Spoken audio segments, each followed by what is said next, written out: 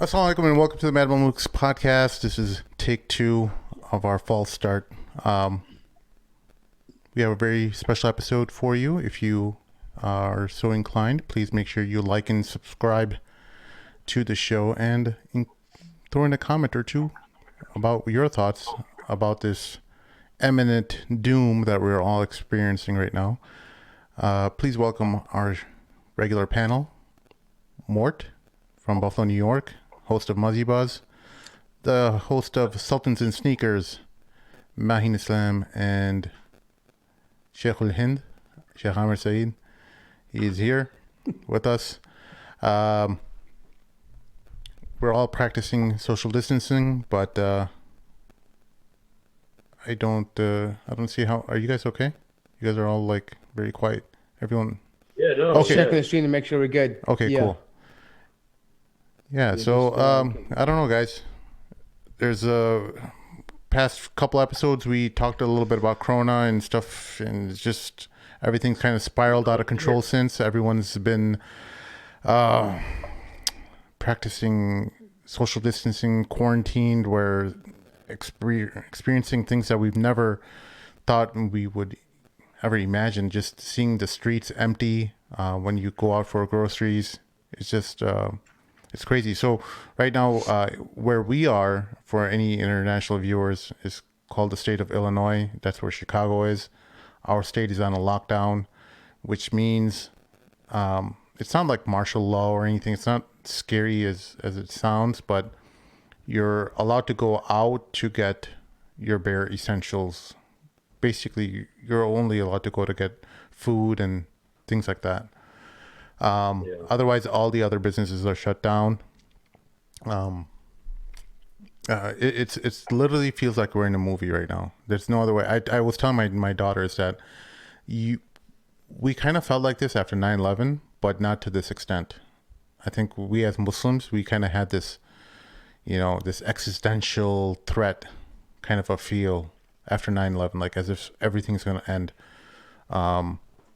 That's how we kind of felt, but now it seems like everyone is experiencing it. And I think there were some memes on the internet about, the Muslims of Syria, the Muslims of Xinjiang, China, the Uyghurs, Kashmir, and so on. They're all like, yeah, welcome to our world. And I guess we are tasting a little bit of their world, but nowhere near to the horrors that they would experience on a daily basis. But I guess we are experiencing it to a certain extent, and our lives have been probably changed forever. I think that what this virus has done is it's nothing will ever be the same, since at least for the foreseeable future, at least for the next 5 years, we're going to be feeling the effect of this virus, and that's not my opinion. This is the experts' opinion. These are the people who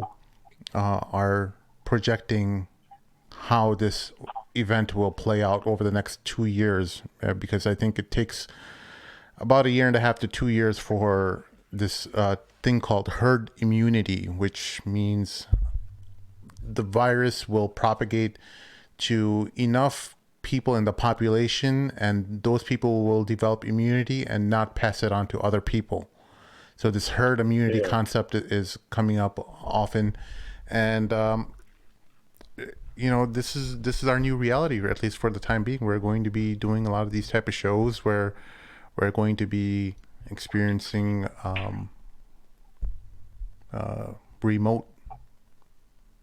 remote communications where all of us are grounded. It feels like we're all just shut down. Like everyone's been put into timeout. I don't know.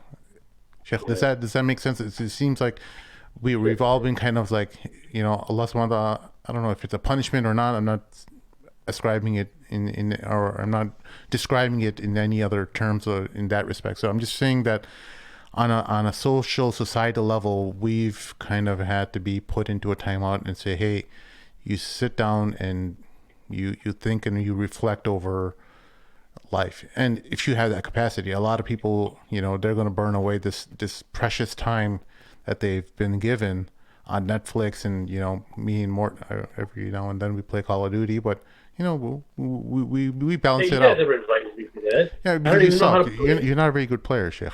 But That's true. but I uh, barely I barely played checkers yesterday, and I've lost to everybody in my house. Oh wow. no, Oh wow. this is a special time where we have an opportunity where we've never had before. I've been accumulating a lot of books over the years, and I'm a kind of like a drive-by shooter when I get these books, and I read a couple chapters and I move on to another book, and then I come back to it later. And now it's just been a time where I kind of go through all my books and just read it all and complete it to the end. So I've been doing a lot of that.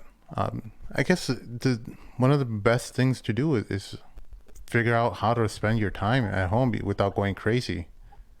I don't know. Do you have any suggestions, Sheikh? Let's start off with you. How are you spending your time?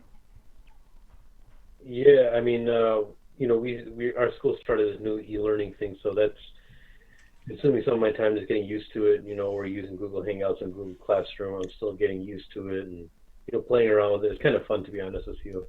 Yeah. I'm going to start incorporating Zoom too, but starting from next week, our full schedule starts as it was in school, except each period is like a half an hour, and we finish by 1:30. Yeah. And the students are given, from like 1:30 to 3:30, any questions that they have for teachers to communicate with teachers. So basically, we have an online punch in and punch out. So I basically have a setup now in my house where, I got to be teaching from here, and that's just how it is, man. My kids are all at home. Everything, the dynamic, like you said, everything changes when everyone's at home all the time. What's your family's environment like, though, Sheikh? Because like it's easy for a lot of people in these type of events to get really rattled, right? And they're not able to put things into perspective. Is your family really scared? No, alhamdulillah, I don't think we are, to be honest with you. I'm not saying that in like a bragging way. I think I kind of expected this, to be honest with you. When I first heard about it, I knew something like this was going to happen. I'm totally serious. Me and my wife talked about it, and the first thing that just came to my mind is that, you know, whatever that you do in this world, no matter who you are, the effect is going to come back to you. We've lived a long phase of pleasantness, and also being a part of a country that has rained havoc in at least the Muslim world the past 20 years. And now I personally, again, I'm not going to say it's a punishment per se, but the effects of what happened is a punishment. People panicking is a punishment, right? I'm not saying the coronavirus is a punishment per se. I don't know. That's up to Allah subhanahu wa ta'ala. But the result of what happened with the coronavirus, I don't see anything other than a punishment to people who are panicking, right? Because, well, that's a whole other thing. But it is a very big test, and there's remedies of what Rasulullah showed us in times like this, what we're supposed to do. But alhamdulillah, we weren't panicked. The only thing, we had a close call, last a few days ago, where my son, he started getting a temperature. My 6-year-old, he started getting a fever. He was coughing, he was sneezing like crazy, and then we checked his temperature, and he was at 100.5, and that's a fever. That's a high fever for him. Wow. And then an hour later, he's at 101.5. So we called the ER and said, "Hey, we're coming." His hospital's in Chicago, so we had to drive all the way to Chicago. They had to check everything. How long was the wait? I'm sorry? How long was the wait? Because it wasn't that long. We got there at 8 p.m. on Friday. When was it? Thursday night? What day was it? Can't even remember. It was Wednesday, I think. Yeah, 8 p.m. and nobody was there. We got home almost at 2 o'clock because they had to do a whole bunch of testing and all that kind of stuff. But he was chilling. Good morning. You had a good Sam? Where'd you go? No, I had to go to Lurie's Children's Hospital in Chicago. Oh, yeah. That's the premier children's hospital in the world. One of the but they were like, "Okay, we got to test him. Okay, he's showing these symptoms. He's showing that." So they had to keep him for longer, test his blood, and they're like, "Oh no, it's just a common flu that he has." And I was like, "SubhanAllah, it's like that. It could have been coronavirus. Allahu Alam, So I am extra super careful. I'm not panicking, but I'm extra careful of when I go to the store. Like yesterday, I went to the store, even though it was very close. As soon as I got home, I went straight to the laundry room, changed my clothes, washed those clothes, washed my hands and face really well. Washed my beard, everything that's kind of external. Dang. Because Wow. I don't want to try anything inside of the Yeah, house. yeah. That's didn't even come. I didn't even think about it to that extent that you have to take those kind of precautions with your son. For those who don't understand, Oh yeah. what we're talking about, Sheikh Amir's son, alhamdulillah, recovered from, uh, what was it, Sheikh? Leukemia, yeah. His Leukemia. last treatment's in June. He's done in June, inshallah. Yeah, so He had he had cancer. yeah, Essentially, that's what they're saying. So the Yeah. idea is that, but yeah, I mean, I think what Amir's doing is excellent. I mean, what I do is I have a bathroom right by the door, and I walk in. That's my I remember that quarantine. bathroom. I visited that bathroom. Yeah. So what I do is when I get inside the house, first of all, I leave my shoes outside the front door, and then I just wear slippers in the house because you don't understand the bottom of your soles can pick up germs and stuff. And I just wash, man. I mean, I don't take a chance. I think you got to be a little bit more proactive in terms of your hygiene. But everything said and done, I think this is more of God telling people, look, you are insignificant in the Yep. world. Like no matter how much money you have, how much strength you have, how big your military is, how high your median IQ is, how modernized you are, an invisible primitive germ or virus can destroy all of that and make you panic like nothing ever before. He I mean, stabilized to the everything. point, yeah. So it's kind of in a way where, hey, it doesn't matter whether you're black, white, Arab, Indian, Pakistani, Mexican, whatever, Chinese. It affects all of you the same way because your essence is the same. I mean, if people were different, it would affect everybody else differently, but we're not, right? So God is sending you a wake up call. That's something invisible, not even an enemy that you have to combat or you can even fight. There's pretty much nothing you can do about it, right? Besides taking caution and then praying and hoping that you don't get it. Yep. What And good are nuclear weapons? what better lesson is that? What good are nuclear weapons now, man? Nothing. I mean, we're a new coronavirus. I mean, what are they gonna do? Like absolutely nothing you can do. You think anybody right now is worried about, about starting a war or if their daughter married someone that's a different race or no one's worried about that right now. Like nothing. Literally, it stopped everything that people worry about. Well, you know what's so crazy is that every kind of movie we've ever watched that brought people together was always about aliens, something extra, something out of the country. Now it's this little tiny invisible thing that is starting to bring people together and hopefully work together. And it's the crazy thing is that if someone told me that, hey, if the government told everyone to voluntarily stay at home, I would say you're out of your mind. They wouldn't listen, and they're listening. They're actually listening. People are staying at home. They're not going out. They're practicing Except all for the the spring breakers. they had spring breakers. Spring breakers, though, yo. They're I saved up for a few months, man. but what state are they from? They're from Florida, right? So everything stupid comes from Florida and it happens in Florida. So everyone, I find a whole different. No, these are college kids that are like, I think from the Midwest that like travel down to Florida. Like, yeah, they've been planning for like years. And, I look at those videos like, I'm going to do what I'm going to do, man. Came out here spring break. Woo. And I'm like, man, I remember when I used to feel invincible. Right. I remember those days when you were young and you felt like nothing could harm you or you'd get through anything. Y'all going to learn your lessons real quick. Man, life's going to smack you down. yeah. This one chick was like, I want to get drunk. We have less time to get drunk now because the bar's closed early. She was like, so we got to get drunk by like 8 p.m. now. Oh no. I think, obviously we're going to exclude like the immature people. I think most people though, yeah. they're having I put it this way, at least from in the profession that I'm in and many people who are working in corporate America or whatever it is, I think after like the whole pandemic, once it calms down, I think people are really going to reevaluate like how they work and workspaces. I mean, I was thinking about that, and obviously we're obviously going to brace the country for, huge economic downsides, meaning that people who are hourly wages, people who are living on paycheck to paycheck, they're going to suffer. And unfortunately, it's a very tough thing.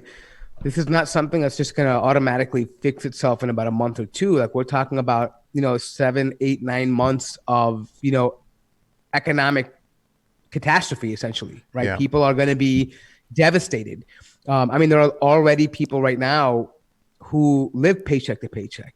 And if they don't get a week's salary or, just a week of paycheck, a month, hourly paycheck, they're already struggling.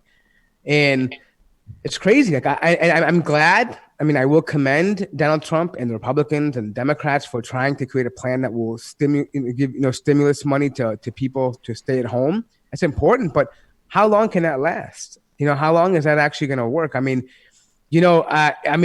fear, me personally, I think that, and this is why I believe that God is telling people to slow down a little bit and understand your position, because I think more people will be affected. I don't mean like dying wise, but affected by the post viral stages, meaning that what is the state of the country after the virus is kind of subdued and it's more normalized. How are you going to survive now? What businesses will still be around? What industries will still be, players in the game, right? All these things are changing. The way we view things are completely changing. And by the way, here's one interesting fact that just popped in my head. Apparently this virus, from the preliminary data coming out of Italy, men are like 3 times more likely to be hit by corona. And imagine I'm just thinking about this. Imagine if it takes out, it runs its course and the whole world will done with it in about a year and all the fatalities we have. Think about how many men there's going to be, and then compare that to the hadith about the end of time where there will be 2 women for every man, or like multiple women for every man. Yeah, but there's many different interpretations of the hadith, because there were other scholars who suggested that the quality of men, meaning their manhood, their ability to take care of women and have the proper characteristics of having to take care of a woman, that will be diminished, and there will be more people who will be committing zina and things like that instead of. So that there's also that. I get that. That's a more modern. That is one interpretation, right? But the other interpretation of what Mort is talking about, the face value, is very legitimate too, right? There is a possibility of numbers being eliminated, right? I'm not discounting it. I'm not discounting. I'm not saying it's. No, I'm saying one thing. Wait, Sim. What I'm saying is the interpretation you're giving is still valid, but it became something they tried to fit in today's time. For traditionally thinking, in history, they always believed that it would be a physical number of men being less than women. So I get that they try to analyze the hadith and fit it into modern time. I get it. It's a prophecy, and you can try to understand it differently. But what I'm saying though is that this is possible. That this could be what is causing that, right? Because Allah can change the situation of people right away. And you know what the crazy thing is, that we both could be right, Sheikh, right? Isn't it possible that the quality of men is also declining, but also physically, or the actual number of men are declining? Yeah. And I think another thing that's worth mentioning has been that the amount of thinking that people are reflecting that I've noticed that people are doing, that just talking to them, and the growth that just happened.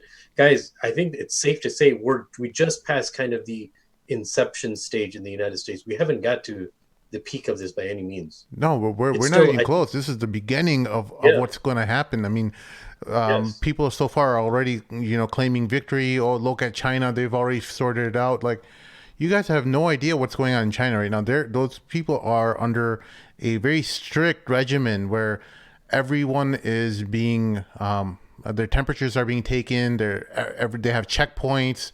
That they're under strict security. This is not like, by all means, is nowhere near over. It's not going to be over in 2 months or 3 months. This is going to be a very long process, and chances are, a lot more people that will be infected by this virus by the end of it. Right now, none of us, I don't know if any of you guys, Mort, Mahin, Amr, jump in if you guys know of anyone among your friend circle, your social circle, that is already infected by the COVID-19. Right now, chances are they're not. And you will eventually experience many more people who are infected if things play out the way they do right now. I did hear that there were some Muslims, though.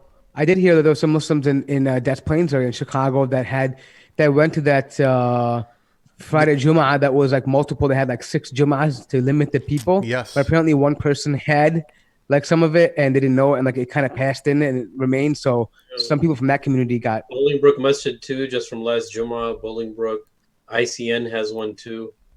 So and it's just I know it's like every time it's gonna pop up, people are gonna get surprised, but it's inevitable. It's a very very big possibility that it can easily hit 30% of the people in the United States. A friend of mine did tell me he thinks his wife had it. She was sick for like 2 weeks. And she was like, last I talked to him a few days ago, she was like recovering. She never got tested, but one of her coworkers tested positive, and she was with her.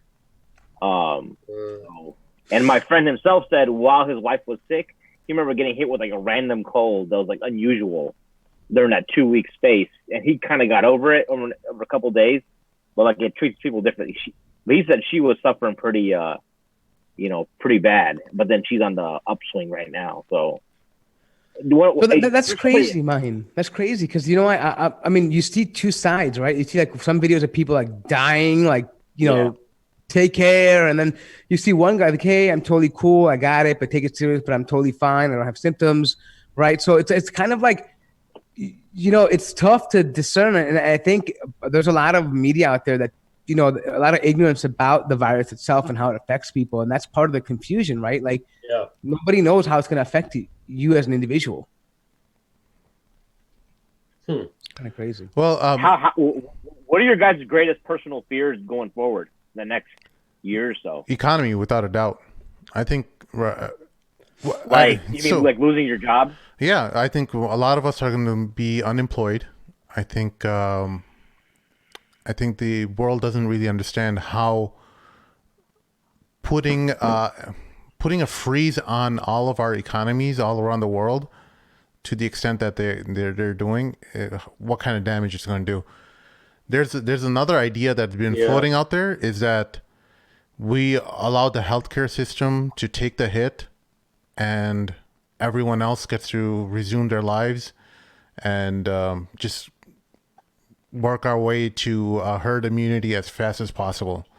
I'm not saying that I agree with that idea. I'm just saying this is an idea that a lot of people, that actually countries like Pakistan will have to deal with, because that's what Imran Khan has said, that we can't afford to do mass quarantine, we can't afford to do lockdowns and things like that. So what they're doing is they're living their lives normally, and they're going to just take the hit, just like all at once, basically. I mean, look, here's the thing. I mean, look, when you have a virus like this, and it's you don't have the way to take care of it, and you're already in economic distress, it's hard to be able to quarantine, to be able to manage this. So what else can you really do besides say, hey, just kind of carry on what you were doing, and if it gets you, we'll deal with it at that time. But right now, there's nothing to really do. I mean, and I think that's also kind of coupled with the mentality in Pakistan, because it's a Muslim country, that nothing will happen to you unless God wills it to happen to you. So, they're kind of like mixing two and two together, where it's okay, well, what are we going to do about it? This is our situation. God gave it to us. We can't afford to fix it. We got to run with it. You know what I mean? Like, I don't know what else they could do. Yeah, I talked to my uncle in Bangladesh last night, and they actually said that, like, so what I'm hearing a couple of different things. I heard that, like, so the birth anniversary of the founder of the country was this past week. So the government, because his daughter is the prime minister, so I heard something along the lines that she had kept things under wraps because she didn't want to, like, prevent people from celebrating her daddy's birthday. Wait, Sheikha Hasina is this guy's daughter? Yeah, Sheikh Hasina, the prime minister, is the daughter of Sheikh Mujibur Rahman. Wait, is her name Sheikh Hasina or Sheikha? Sheikh Hasina. Damn, yeah. She's just gender neutral from the get-go, bro. Is she a feminist? But she's a prime minister. Is she a feminist? I don't know. But I talked to my aunt was telling me last night that, like, the masajid are more crowded than ever, because no one else has anything else to do. No one else has anything else to do right now, because they just started cracking down on, like, stuff. So they would get like 5 people for the Salat al-Dhuhr, the local, like, neighborhood masjid. Now again, 50 cats showing up. People who don't even usually pray are showing up there. So wait, Do you Bangladesh. think maybe it's because Are they're you saying- scared of what's happening, and that's why they're coming to like? Well, I mean, I mean, with all due respect, I don't think a person who's bored is gonna go to the masjid if he doesn't really pray. He'll probably just go on Pornhub or something. You know, if he doesn't really pray and stuff. You know what I mean? Dude, He's not. the Wi-Fi in Bangladesh can't handle Pornhub at a mass scale. Yeah, that's why you gotta get out first thing in the morning. Stop. Yeah. You're like waiting. You're like right to that part. Yeah, but you get my point. Like they're probably not gonna. I'm thinking it's probably people who are actually conscious of God, or maybe fearing that this is something that is, you know, coming down as a punishment. Like, oh my God, you know, we're about to die from this. You know what I mean? Like that kind of mentality. I don't know. What do you think? The tone she had with me was that they just want to like looking for a place to kick it. Oh, like the Tablighi style, where they can just lay down, get food, hang out. I mean, there's no food. It's just like, yeah, I've been to local masajid. I mean, because like some of the other shops, maybe the tea shop, the coffee shop is closed, or something else is closed, and then they just go there, you know. So every Muslim, I was talking to Umair Hasib last week because there was a case of coronavirus in Fez, and I was like in Fez like a month ago. Not even 3 weeks ago. It was like some European dude. They quarantined that dude and like threw him on a bus and like shipped him out. And he showed me pictures of current day Fez. It's like a ghost town. Yeah. So countries handling it differently. The Moroccan government, my experience there was that they're pretty like they know how to crack down. Yeah, and I think that's the difference people don't understand about China as well. Going back to Sim's original point was that China as a government has like absolute authoritarian. It's authoritarian. Like they can do what they want to do when they want to do it. They can beat you in the street if they can mandate you got to wear a mask. They will jail you for whatever and anything, and they have that power. In America, it's a bit different, right? You have citizens that are trying to invoke like their own amendment rights. So in the middle of the right to be, I don't know, walk around naked in the street in the middle of an outbreak, right? I mean, ideas like this, right? China won't tolerate that kind of stuff. They'll say, look, we're the law. You do what we tell you to do, or you're going to go to jail or die, right? That's pretty much it, right?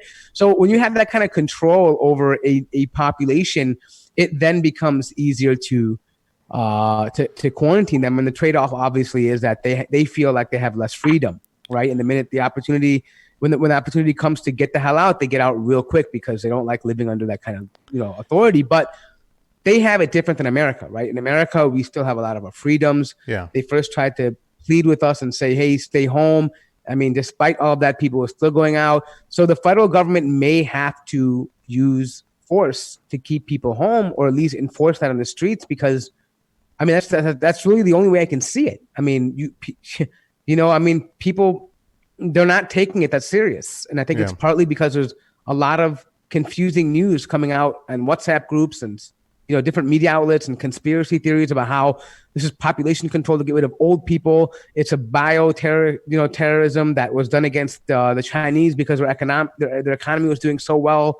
I mean, there's all sorts of theories out there, and so all of that combined with, that massive ignorance is probably why the federal government is considering sending National Guards and shutting down cities. So, fellas who are a lot of mistrust. I'm sorry to interrupt, guys. So just so the people know who are in the chat, if you are experiencing video quality issues, we will be re-uploading the good quality show after this episode airs, because we're being throttled. There's still just a lot of people on the internet right now, and so our upstream has been affected by it. We're doing the best we can. Yeah. Sheikh, is it time for us or the scholarly community to issue a fatwa saying that if you go to Juma, you are performing a sin because you are, in effect, you're affecting the health of the community. You're committing ithim. No, I think Amja already mentioned something last week, and people are already mentioning it now, even internationally. Is that when in this situation we have to listen to those people who specialize in health and AMJA is the American Muslim Jurists Association. Is that correct? Yeah. The Assembly of Muslim Jurists of America. Sorry. We really, really have to listen to the health department and what they're telling us, because we may have an inclination to worship, But we also, as Muslims, have to remember, and all religions have to remember, is that sometimes because of our love for the deen, it can cloud our safety sometimes, and we see that happen all the time. Sometimes we need someone else to tell us, "Hey, this is," and that's what the health department did. It encouraged people not to gather. We lost the sheikh. We lost his audio. Amr, your audio cut off, dude. Yeah, I think he's probably having a slight lag on that. Mm. No. Maybe he didn't pray today. He froze. Anyways, Yeah. No. You know what? Sheikh Ibrahim Zidane put out a notice, telling people what to do during, the outbreak, and he said that the masajid should continue to have at least one person come there and make the adhan so that the call to prayer is done. Yeah. But people should be in their homes. They should, make adhkar, increase their salah. Yeah. Take the moment to thank Allah that if you're healthy, and then to thank Him for that, and to also protect the ummah from any adhab or from anything that's going to affect us directly, because sometimes we're in a state of living where we don't know whether something is a punishment or if it's a test, right? Well, we just don't know because, go ahead. One of our friends in the chat messaged and said that an important point, actually, Sheikh Hatem al-Hajj, right? That he has the coronavirus. Yeah, and I think he's the president or one of the chairmen of AMJA. And that's a scary idea. Just that, I mean, from whatever I know about him, and I think Maheen knows a little bit more, but he's like an amazing doctor. We met him. Yeah, we met him, but he's an amazing doctor, right? He's someone who's one of the foremost authorities on in his medical field on something I can't remember off the top of my head, but he's someone who is it's indiscriminate is what I'm trying to say. It's just that someone who is not just a scholar but also an amazing medical professional, and just hearing that he even contracted the virus is just incredibly scary. We are planning on... I mean, it's going to show you that everybody can get it, man. I mean, I think it's going back to that lesson we were talking about earlier, that Allah subhanahu wa ta'ala is telling you people that none of you are different from each other. The rich, the poor, the successful, the unsuccessful, the Muslim, the non-Muslim, it doesn't matter. Yeah. Right? Whoever you are, this is something that Allah can change your life in seconds. Literally, I mean, from a germ, from something like this. And I really think it's a wake-up call. I mean, I think Allah's trying to tell human beings to humble themselves. Healthcare professionals are most susceptible, bro. They're not only are they in hospitals all the time, they're the ones treating the people with coronavirus. And, there's going to be a shortage eventually of doctors who have to quarantine themselves too, man. Yeah. I mean, my family has a lot of doctors. You guys know them. And so, I mean, I worry. I mean, they're on the front lines and they're going in and, they're quarantining when they come home. They have to stay away from their families because, you don't know. And personally, me, I've told my brother also agreed that, for my parents, there's no visitors for them. They're not leaving the house. And even at this moment in stage, you have to take this as that anybody could be carrying. Trust nobody. Yep. You don't, I mean, it's not that you think they're evil people. They just don't know. This is a very intelligent virus. It can mask symptoms. It can appear in different ways. Some people have diarrhea. Some people have headaches. Some people have muscle twitches or muscle aches. Some people have breathing difficulties. You don't know what exactly the symptoms are. So if you have elderly patients, or parents in your home, do not give them contact unnecessarily. I know it's difficult because they're your parents. They get bored. They want to see people, grandkids, but they are the high risk population. Like they are prime targets for this. So don't take that lightly. Understand that yes, Allah gives life and takes life, but at the same time, you do what you can do because you never know when Allah's plan is there, right? You don't know that, right? And so for as long as you're here, you don't want your quality of life to be suffering, right? There's no point that Allah doesn't want you to be suffering in your quality of life. So take care of that. Be mindful. This disease is real. Virus. It can, manifest itself even though you're asymptomatic. So understand it doesn't discriminate between old or young. There are babies that are being diagnosed with this. So take precautions. Maheen, are you working from home now or what? Nah, man. We still got to make steel for the car companies that aren't selling any cars. They're bankrupt, bro. What are you talking about? Just tell you, but there's labor laws now, right? They're saying that, hey, look, if your work is non-essential, that, you can tell them that my company is making me go to work and I feel uncomfortable. And, because, it's not, you're in Illinois, so non-essential things, work shouldn't be completed. I think they're considering manufacturing still essential. All manufacturing? Yeah. It said it didn't specify because right now things could pull the plug. They could pull. So we had a call yesterday. So I'm working from home. So some of my coworkers are working from home 50% of the time. Depends what you do. I directly supervise people, so like I gotta make sure the union workers don't come in and just go to sleep all day. So what has your work done to mitigate your risk, like of getting corona? I guess they're giving us the guidelines, and if we see anyone with any symptoms, you send them home. Telling everybody to clean their work areas after. But we're getting stuff stolen, man. We had like a shipment of like hand sanitizer showed up.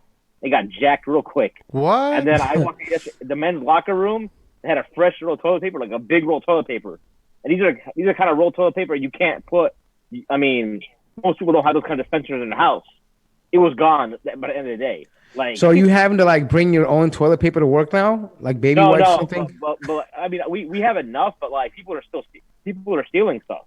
People are stealing like a lot of stuff under lock and key. Well, speaking of stealing, apparently there was a robbery over by you and Sim and Namur. I mean, by your area where somebody was breaking into homes stealing toilet paper, like in Lombard. I'm like, wow, I read about that. I'm like, that's pretty crazy.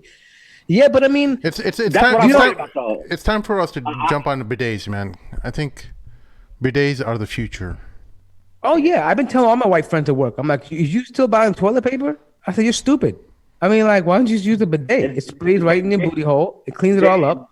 They ask like, how do you? Because like before I finish, you mentioned a good point. The thing that scares me the most going forward, because alhamdulillah, like I have a salary position now. Even the steel industry goes defunct, and I lose my job. My wife's in a medical profession, right? Like so. Yeah, live off the wife. Yeah. But I'm worried. Like so, today I had sent some money to my barber. He made an Instagram post because I was like, them, because those guys they pretty much live paycheck to paycheck. I mean, they get the cash only. They buy their own health insurance, and their business is shut down. Their bro. Stop. So I'm like thinking like, all right, so I sent him some cash because I'm like, when I get out of here, if all the barbers are gone, I mean, you can't look fresh no more. Or at least you'll be the first one to jump the line. Like he'll get you in first every time you go there because maybe, you you know what I'm saying? You know what I mean? But I'm thinking like, or you can just buy some trimmers and trim your hair. Yeah, end up looking like you. No thanks. I'm gonna grow. Yeah, no thanks. Like this, man, like that, Yeah. Oh, by the way, speaking of that, I'm just growing my beard out now, man, because I'm not even gonna be bothering with it until until after the Corona thing ends. So just gonna let it grow. So if you see the beard you guys will probably see it get longer and longer throughout, depending on how long the quarantine is. Just like how it was in Egypt. No, but the thing is, the point I was trying to make, what I'm most afraid of in a couple months. I was listening to the Safina guys. They did the podcast on Corona. I was listening earlier today while I was running errands. Is that people, as these jobs that when people lose their jobs and they become more and more desperate, they're gonna be robbing people's homes, right? Yeah. And I got like no fire, and I was like, we got no firearms, right? Yeah. I think it's time to lock and load. Are you thinking about getting a firearm? Man, at this point, they're all sold out. I heard everyone, like the gun sales and ammo sales, went through the roof. Guns in America will never be sold out. Yeah, they're just never. Well, no, I mean Walmart. I mean, no, the local. I mean, you can find online, distributors will have it, but your local gun shops will probably definitely be sold out. You have a point card? Yeah, right. Yeah, of course, all of us do. But I never owned a firearm. I don't. The ID to get one? What? Yeah. The license to get one. Wait. I don't even know how to use one. That's billah, what's wrong with you? Didn't you hear the Prophet's hadith about learning how to fire arrows? Are you forgetting, dude? He just became a U.S. citizen like it doesn't matter. About 5 months ago. Like he didn't. But that's he the couldn't first get thing a you license. do. Once you get your paperwork, you go and file for your FOID card. Oh, say, can you see The FOID card, for the listeners who don't understand what a FOID card is the license to operate a firearm in the state of Illinois. So firearms, what's it called? But some states out there, guys, you don't need a license. Some states have exempts from a license unless you're having unless you're opening, if you're carrying outside. Yeah. So check your state laws. I mean, this is specific to Illinois. I mean, across the border, Indiana, it's very different. Ohio is different. So check your local laws. All right. What have we not hit on? Go ahead. Wait. Go ahead. Elaborate. Go ahead, Mark. No. I'll talk after Sheikh, please. Yeah. I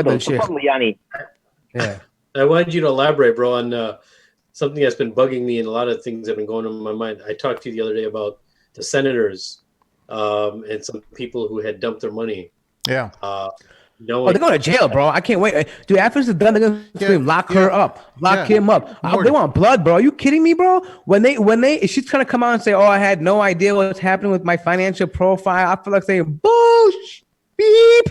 I mean, are you kidding me, dude? Like, do you know how scandalous that is? Like, you had some information about, like, first of all, you were in a meeting that had information about this, potentially being something catastrophic in America, and you slept on that. Dude, you're a POS in my opinion, dude. No, and I'm happy that you profited on that. Yeah. Well, what? Yeah, that's just what they did. Was completely. I don't know the full facts yet. Look. Here. It's you don't need to know any more facts than they have already said. Back in December, the CIA reported to the intelligence services community, where these two senators were the leads of, and they received this information about the global pandemic approaching, and instead of working to resolve or work on elevating the apparatus that the government has in place to tackle this coronavirus head on, what they did instead was start dumping stocks. So they, in effect, did nothing, and I'm incredibly surprised that the government really did nothing to prepare for this in that time being. So I'm wondering whether they even communicated this information onto the president. So, because it seems like Trump is just completely taken, he has no idea what's going on in that respect. It just seems like it all like blindsided him, and he doesn't know how to handle it. I think that, a few verses come to my mind, but, a lot of times what happens usually with atheists is they believe, they blame God for anything bad that happens, right? But us as human beings are the ones that are causing the problem, right? Allah subhanahu wa ta'ala says, ظَهَرَ الْفَسَادُ فِي الْبَرِّ وَالْبَحْرِ, that all types of mischievousness, all types of, fitna and fasad has begun on land and sea of what man's hands have committed. Yes, that's right? The room. It's man's hands that have committed that. You're telling me of people, and there's an after effect to this too. If you knew what was happening, but you let it happen because of your own pocket, dude, you've just jeopardized 300 million people. Yeah. Because of your own greed, of what your own hands have committed, right? So that's why on my Facebook post, I definitely believe that they believe profit over people.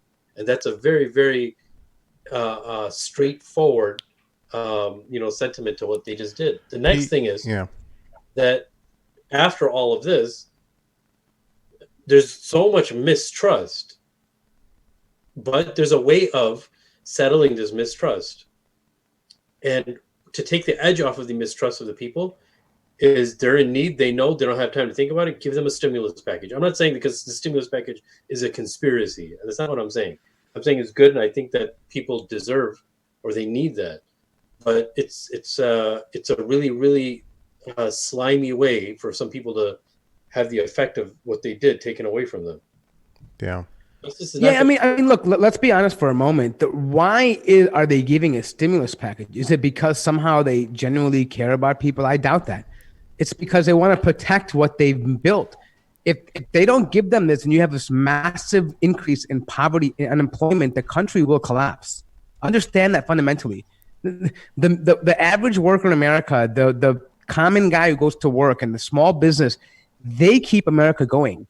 These multinational corporations, if America collapses tomorrow, they will pick up their bags and go to some other country and set up shop there. They're already ready to set up. Do you think Coca-Cola needs America to survive? Do you think McDonald's needs America to survive? Do you think Burger King or Nike, they don't need America to survive. They can survive in any other country in the world. They're multinational corporations and have zero loyalty. The small businesses in America are the ones that are patriotic. The hourly workers, the wage workers, the salary workers, those are the people that fund the American economy, and they keep it going because they spend in it. But more, if they can't spend and they can't keep it going, the economy collapses and the country collapses itself. The dollar devaluates. I mean, there's so many implications of that. So they have to do this to keep the country alive. Yeah. Otherwise, it's not because they generally care about people. This is to keep capitalism funded. Essentially what they're doing, right? They're funding capitalism. Yeah. What do they think? When you get that money, they're going to get like 10% of that back right away when you go spend it, right? They're giving you money to spend for a reason, to keep each other alive. So that when just to get by, to put a temporary, to scoot by, and when everything goes back to normal, right? They know they're gonna profit again because all of them are wealthy and they're investing. I mean, right now the government is thinking about buying into a federal takeover of Boeing. Boeing, dude, who would have thought that? Boeing, right? You know how? For those of you that don't know, the government took over. You're familiar with this, right? AIG, right? You know how the government came in, got rid of the board, they took ownership, shares after in this the now, housing right? mortgage crisis in the 2007. Right. So imagine them doing that. They're moving from a privatized business like Boeing, a defense contractor, to now federally owning this, potentially talking about it, and then getting rid of it and revamping. Can you imagine the kind of people that are involved in this transaction, how much money they're going to make when everything blows over? How much is going to, this is about money, dude. It's not about because we care. If they really care about people, why don't you give them $5,000 a month? Here's why the are you thing. stopping at $2,000 a month? Morty, people really need to understand that why it's so important to understand how this is actually being downplayed right now. The Chinese are actually underreporting the number of deaths, and I'm going to share my screen here, and I'm going to let the viewers see a little bit about what is actually happening here. There are reports all from China, from Chinese ordinary Chinese who operate anonymously, that the numbers that are being reported are actually 20 times higher. And I'm going to go ahead and put it up on Twitter. Let's share the Twitter thing for you over here. They're reporting 20. Yeah, by 20 times. They're underreporting by 20 times. That this is by no means under control. Look, man, there are physicians that I spoke to who found cases all across Eastern Asia who found out about this back in November and December. So this has been going off all around the world for months, and the Chinese have been trying to quelch it. They didn't want people to know, so they can maximize profit, and so that they can, invest in the right, the right sectors. You know what these people, these senators did from Congress, who these senators who held the positions of the Senate Intelligence Committee. I think one of the senators is Barr, and I can't remember the other name, but they invested their money after they pulled their stocks. They reinvested it into teleconferencing companies. Really? Yeah. They invested in Citrix and into like Citrix. They invested into that thing. It's like work from home software. Stuff that people will be doing through remote working, because they know that this massive panic will cause people to be scared to work from home. But imagine that, and the workplace is going to dynamically change over the next 6 months. Look, look how evil that is, bro. The foresight that you have to see that this is going to be a pandemic, and then that people are going to be from home and work, and then you invest in that, bro.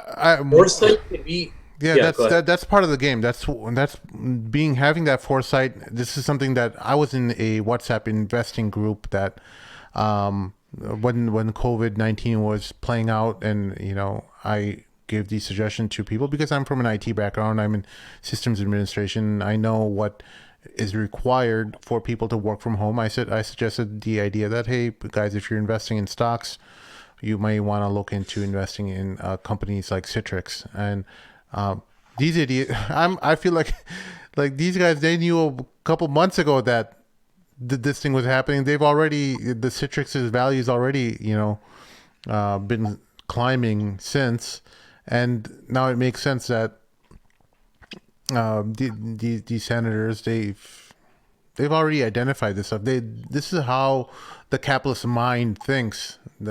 You are identifying world events and seeing where you can profit from these world events. So you're speculating on situations, events, on what's going to happen, and then you take the money that you have and you put it towards those areas, those sectors of the economy that you can benefit from.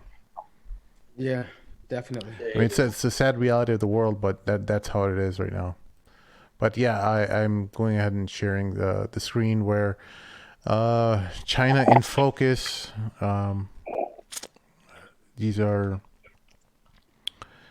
real CCP, #CCP virus infection cases are 20 times higher than officially reported. Leaked documents reveal world leaders criticize the Chinese regime. So there you have it. Check out their Twitter if you have a chance.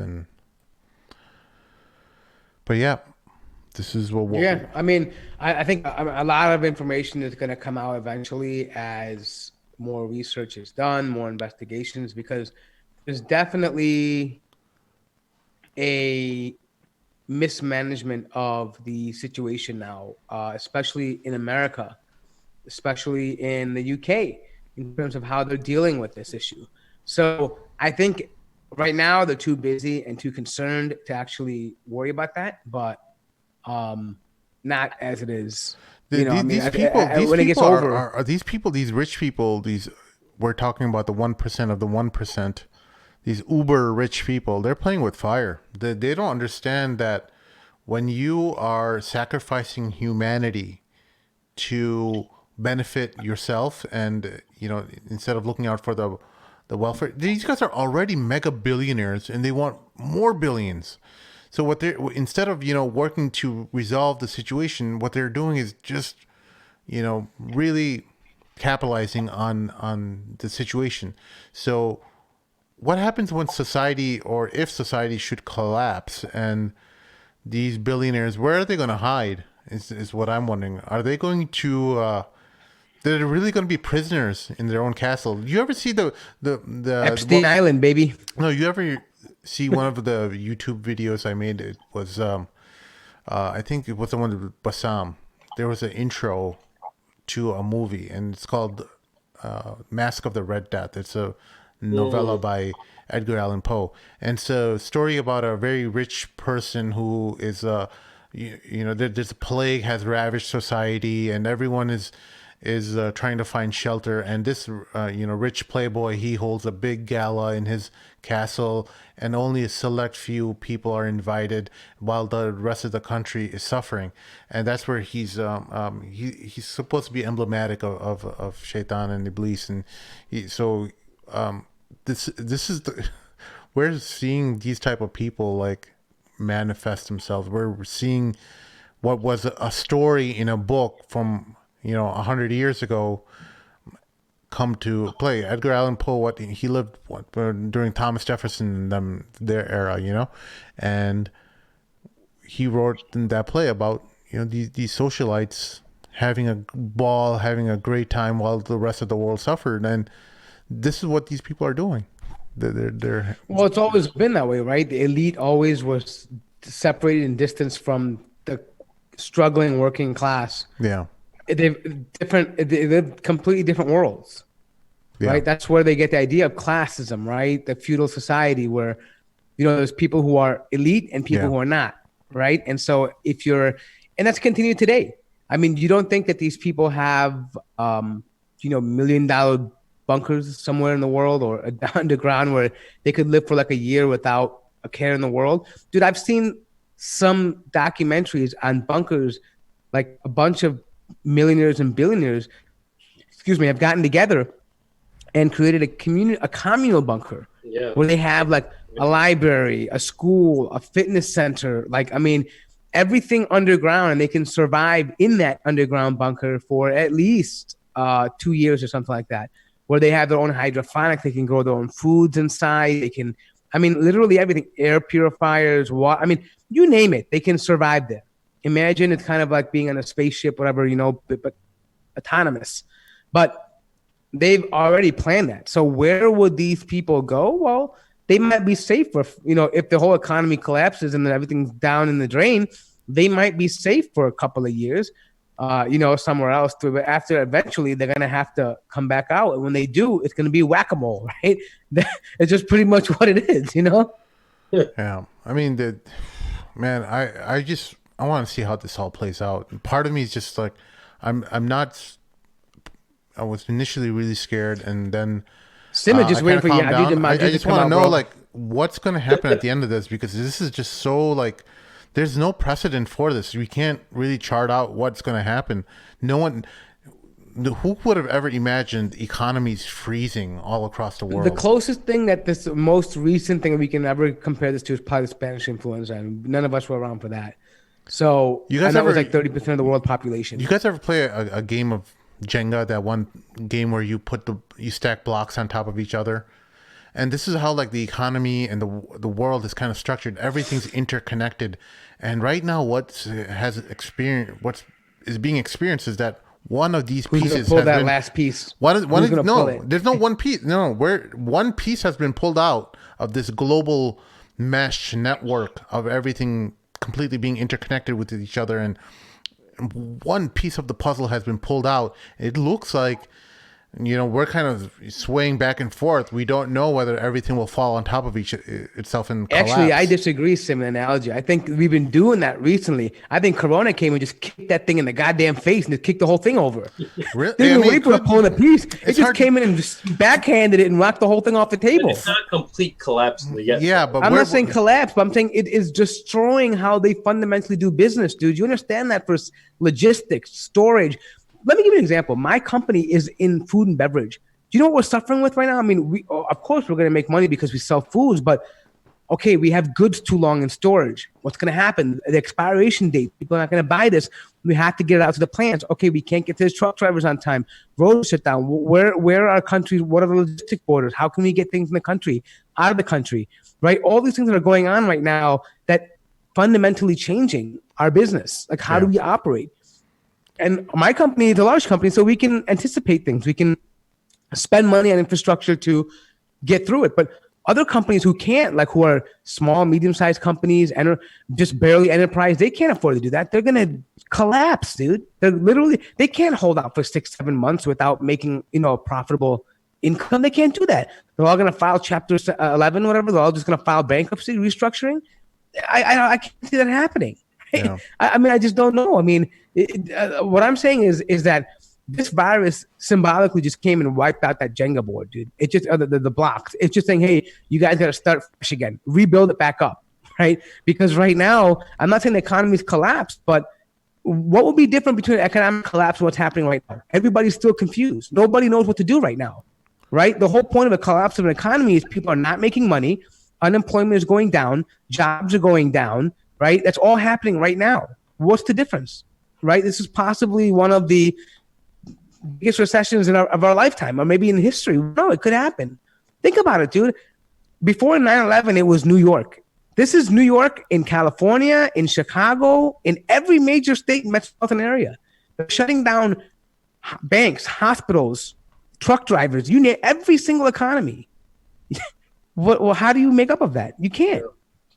And Sim, you mentioned something interesting a few days ago, bro. You were like, because we were talking about the stimulus package that they're going to be offering, and you know, you mentioned something very interesting about if it benefits a certain people, then they're going to do it, right? Because it benefits other people, but that there has to be like a common benefit. So what happened when, like, for instance, why can't this be done? And this, try to make sense of this for me too. Why can't this be done for a big portion of student loans? Why can't this be done, this sign off of just, okay, we're going to be sending money. We're Oh, going a to $1 trillion stimulus plan was just with the snap of a finger. They introduced that into the economy, you know, and where you couldn't do that for homelessness, you couldn't do that for universal health care, you couldn't do that for student loans, but you know these the way these people protect the elite in society. This is something that we as people we need to take notice of. That we have to understand that with the stamp of a finger, a wave of the wand, all these companies who've invested in risky industries, the airline industry has been making millions since gas prices, since oil came down. They've been making hand over fist incredible amounts of profit. But what did they do with it? They didn't reinvest it into their business. They just started profiting from it. And they increased each other's bonuses, and they didn't reinvest anything. They didn't create surplus amounts of money to plan for another possible energy crisis or oil shortage or whatever. They didn't do any smart business planning that every other business in the world would have had to do. Why? Because they relied on, oh, well, if anything happens, we'll just ask the government to bail us out. Similar to what the banks did all around the world in 2007. They got this handout from the government. And we as regular people of society, none of us are afforded these benefits. When we screw up, well, you're on your own. You didn't know any better, so figure it out. So what happened to Mort? Did we lose him? I think we lost him. I think he sent a message on WhatsApp. So he should be coming back maybe. Yeah. Well, New York is experiencing a lot of high bandwidth issues, as are we. I tried to tweak a few things so that we can have some better bandwidth during this stream. So hopefully, people in the chat who are listening, if there's any quality issues, let me know. He said his internet capped out. I don't know what capped out means. Crapped out. Oh, he's like, okay. Yeah, I think he's being careful with his language for you, Sheikh. For me. No, he's never careful over language. I think he's coming back. I see a box. All right. So I don't know, guys. For people like me, I like to look at things from the top down, see how everyone's behaving, be a student of society in these type of situations. Ideology are going to embody the traits of that ideology, right? What was that? Anybody who is the highest ranking person, you said 1% of the 1%, yeah, right? That happen to be, capitalists and capitalism. Mm-hmm. They're going to embody all those traits that require you to be that good at that ideology. Yeah. Right. So you and I can think, oh, how can somebody do that? How can somebody get sleep at night when they knew 300 million plus people are going to get affected by something because of their own pocket? But for them, in their world, in their mindset, for them, I earned it. I got it. This is me. And, that's why I was saying, dude, foresight can be a beautiful thing, or it can be a source of evil too, man. It's double-edged sword. It most definitely can, Sheikh. You're 100% right. I think I don't think any of us right now can say for sure what's going to happen. I mean, I think there will be people who are in the government who are planning on maximizing profit post-corona. So they're going to be figuring out, well, which industries are going to be the most profitable industries once everything comes back to normal. They're already planning and projecting along these lines, and I'm curious to, as to figure out which industries are the ones who will benefit the most from this crisis, and seeing how they're going to be planning their next moves. So I think it's kind of interesting from that respect to see, well, what happens when things return back to normal? Which industries will be doing well? and I don't have an answer for that yet, but I'm curious to know from listeners, leave in the comments below what you think. Which I think I industries will had somebody benefit? for you. What was that? One of my Sorry. Go ahead, Maheen. My bad. I had a question. Yeah, so I wanted to ask you guys, what do you guys? I don't know. Amna and I were talking about this maybe like before I went on vacation about living overseas and stuff. What do you think about going to a place overseas where maybe your dollar is worth more, and then just like riding out a couple years there? Well, I mean, I guess that's always a possibility. It doesn't necessarily mean that I don't even think you might even be allowed to come in certain countries after this or during this era. Well, during this, I think it's gonna be like depends. So there's so many variables to that. I don't understand how you could make a decision like that just without factoring in what the situation of that country is. For example, let's just say Sheikh Hammer wants to go to Mauritania. Well, Mauritania right now has maybe very few cases of this infection. I don't know. Sheikh, do you know what the situation is like in Mauritania right now? I don't know what it is in Mauritania. Okay. But let's just say they have a very few amount of cases. They're probably going to restrict travel from anyone coming into their country. They'll probably say, hey, if you are neighboring us, maybe you can come in, but I don't even know if Mauritania is probably not a good example, but let's just, whatever country there is, if they're not experiencing problems, why would they allow people to come in? I'm thinking more not in the sense of like I'm saying in a year from now, like let's say it's under control, like the virus is contained, but now the economic, all the after effects.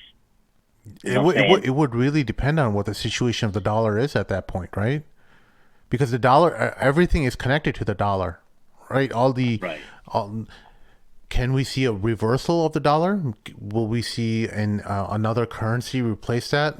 The effect that the dollar has on every other currency? Because the way, as I understand it, at least I'm not an economics expert, is that all of the currencies in the world are kind of bet against the dollar. You know, they're all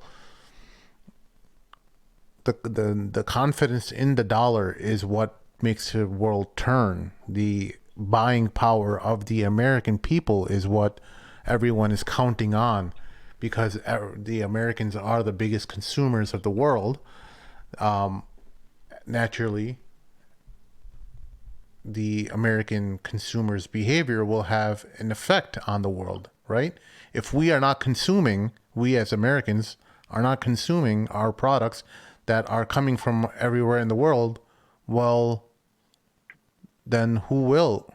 Who's going to take up that void? Because the rest of the world wants to sell.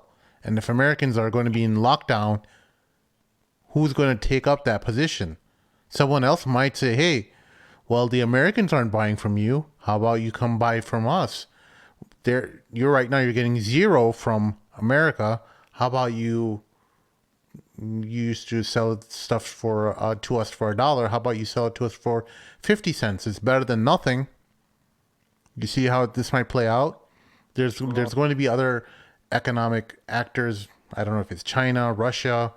Everyone is trying to play down to the situation and say, hey, we're okay here. We don't need no lockdown. Come buy us. We'll sell you stuff. We'll buy stuff. We'll buy your stuff. It won't be at the pretty penny that the Americans give you, but maybe we'll be able to fill the gap. You see how like these countries are thinking now? Yeah. So this is how from a political perspective, this is why countries like China, Russia's reporting hardly any cases, which is preposterous that they don't have any cases. Now, some people have made excuses that, you know, it's more likely because Russia doesn't have any testing kits available to actually test for the virus. So these are some of the things that are really kind of racing through my mind. I'm wondering which countries will try to benefit from this situation the most. Yeah, man, it's scary in its own sense that a lot of truth comes out in situations like this. You see things a lot clearly. You can differentiate people. Yeah. You know, these kind of things brings about a certain type of truth and a certain type of falsehood. And it also brings about your conviction in Allah to such a degree that you realize after a while, like when I found out about I know a lot of people probably already knew about that, but the fact that people are willing to sacrifice all these people to dump in their stocks. Yeah. For me, it was like, man, all this stuff is happening around the world, all this, and this just kind of topped it off. It wasn't the only thing. I knew something that wasn't far-fetched, but with so much going on and us having so much access to information, like I love Facebook updates, but I hate them at the same time, bro. Yeah. I hate watching the news, but I kind of have to. You know, that's one of the main reasons. And then this kind of tops it off. You realize what world you're living in, and then you just realize, man, Allah is so truthful when He says that this world is nothing compared to Jannah. All of this is so confusing and crazy. You're just like, obviously, you don't want to, you know, commit suicide, stuff with Allah, you know, but you're just like, I completely understand why. Number one, people will fall into the trap of exchanging this world for the akhirah because it's in front of them and it's so glamorous. But then when you see the reality and you see the trenches of it, and then you know about Jannah, then you're like, man, why would anyone want to trade anything for Jannah? You just got to get through this world unscathed to the best of your possibility. Yeah, there's amazing things in this world because Allah said there's going to be. But as a trade-off, no, man, this world, I'm sorry, man, compared to Jannah, this world is evil, bro. It is evil. And one of the things that we have to realize that, I guess, we've been put in a situation where we need to reflect on ourselves and the lives we're living. And I think that's one of the biggest takeaways, that we're in a situation where we have to reflect on the pain that is felt from this situation. Oh, yeah. Each and every one of us has to really just sit back and think about how they've been living their lives, and how they've spent the resources that they've had over the past few years. Because, you know, alhamdulillah, in the West, UK, US, Canada, Australia, we've been having a party for a while, and we haven't had to worry about the same things that many other people around the world have had to really be concerned with. Many of the people in Asia, even though you see them, you know, having nice cars and stuff, but they're really just slaves. They're working 14 to 18-hour shifts. They're not really living any sense of a life. You know, I think we in the West have really benefited very well from the rest of the world. And I think I don't know what to think. It's just right now we have to think about how grateful we should be, and what we could do to give back once this is all over, and hopefully if everything returns back to normal, we have to come through with those resolutions that we make in this period. No, dude, and imagine this. I mean, this is, most people are projecting, you know, I don't want to be that person who's just giving bad news, but you got to be real, man. I don't think that this is going to get, Morty's back. I don't think this is going to be done till Ramadan either, man. I think that'll be. Yeah, I had to use my mobile audio. I mean the internet. Yeah, so Sheikh just brought up a great point. Ramadan's going to be at home, bro. Yeah, Ramadan, for all intents and purposes, your Tarawih that you were looking forward to is gone. There's no Eid al-Fitr is gone. Eid al-Fitr is gone. This is wake up. Bro, we got to use tools that will like allow us to be a community, right? Like, you know, we have to, you know, this is a great way for massages to finally develop an online presence and a way to effectively reach the community. But Eid al-Fitr is gone. Bro, Eid al-Fitr? What online tool is going to replace Eid al-Fitr, No, bro? but what I'm saying is you can at least hear the khutbah at least, you know what I mean? Like, I mean, look, let's be honest for a moment, dude. Our people, let me put this in perspective. I know what you're saying, but let's be honest for a moment. If you need to go to the masjid to feel Ramadan, there's a problem with you. Okay? If you need to Eid Salah to feel like it's Ramadan, there's a problem with your iman. I'm sorry to say this. Nah, Right? well, hang on a second. I think you're listen. Some of the effects that you experience, some of the beauty of Ramadan. I'm not saying it. No. I'm not saying it's an effect. Look, I disagree, it's like saying this. Hold on, it's like saying this. If I can't go to the Kaaba, I'm not gonna pray anymore. I can't feel like prayer anymore. That's how stupid this is. Yeah, I hear you. I hear what you're saying. Right? I'm not saying you're Ramadan entirely is a wrong. time. Hold on. Let me ask you something. In most of your Ramadan times, do you spend in the masjid or no? No. Or outside the No. Right. Ramadan is a time where you work on yourself and you feel that fasting that you do all day long is a purification for yourself. So if you can't benefit from Ramadan because you're not going to Taraweeh, there's a problem with you, bro. I'm not saying they're not benefiting from Ramadan at all. What I'm saying is the sweetness of Ramadan is felt in the Taraweeh prayer, after being with the brothers and breaking iftar together. Actually, I would say is, I'm sorry, I'm gonna say this right now. It'll give an opportunity for you people who don't read Quran in Ramadan to hold the Mus'haf and read Taraweeh yourself and make Qiyam yourself. I hear you, man. But the Ramadan that we know, you're right. You're right in that respect. I'm not saying you're wrong, Morty. I'm saying that the Ramadan. I know I'm right. It's just that people get emotional about it. I know I'm right. People don't like the fact that. Let's not get out of hand, okay? You need to control yourself. Okay, listen. No, I'm with Mort because I think a lot of times this forces us. We always say Ramadan is for spiritual reflection, but Ramadan is just a social party for most Muslims, to be honest. Bam, right? bingo, tell it. Kick it. You know what I'm saying? It's our party to kick it. Yeah. I'm gonna go to the masjid with the best iftar, with the best chai. Oh, that uncle brings donuts to iftar. I mean, dude, it's not Ramadan. It's party time for you guys. On the weekend, I'll be honest, myself. I'm like on weekends. Hey, where we go for suhoor after Ramadan? We got to go to. I remember Awais and I were going to that spot on the Devon. Like, what's that? I forgot. It was like some hole in the wall hydro spot. Gharib Nawaz? Hyderabad House? Non kebab or something. Gharib Nawaz? Not on Devon. Sorry. Not on Devon. Okay. Yeah. But hey, yeah. That. But for me now, Eid though is a part of community, right? Yeah. So, I agree. Like in an ideal world, we could survive until maybe even last few days of Ramadan, and then Eid you want to get together with friends and family, right? Eid by yourself is gonna suck. I agree. And your own direct family, bro, on your roof. I've done Eid by myself. When I remember about 4 years ago, I was in Hungary, and so it was Eid that time, and I couldn't leave. Man, there's no way. I remember I told Amr that, dude, Jumat al-Wida had 3 people there, dude. Oh no! Dude, I'm not gonna spend Eid in this God-forsaken country. So on Eid, I booked the flight straight to Dubai, and I stayed there for a week.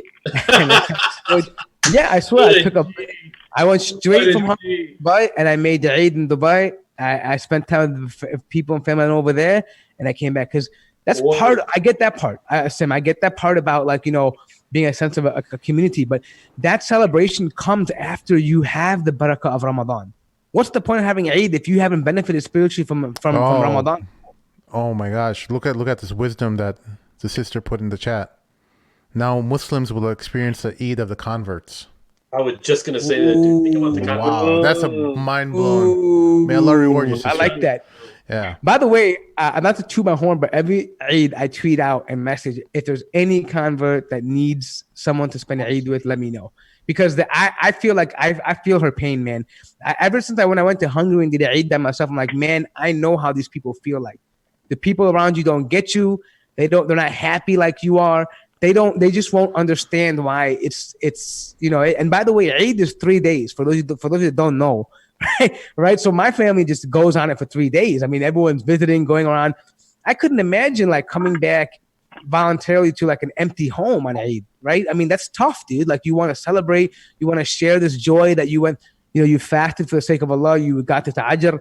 Yeah, great point. I mean, so now all of you will, and this is what I'm saying, going back to my earlier point, Sim, Allah is putting everything into perspective. You're nothing. What are you taking advantage for?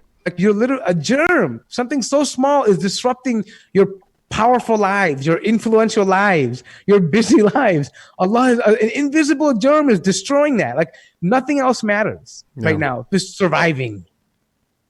And you know, since this is kind of the inception stage, man, I mean, you know, I was being serious, and I told people, man, if they have firearms, man, clean them up and learn how to use them, because surely you never have to, but when things like this happen, if people were fighting over toilet paper in the beginning, bro, and things that you get a shortage, you know, of resources and food, people are gonna be robbing homes, bro. You gotta be very, very careful.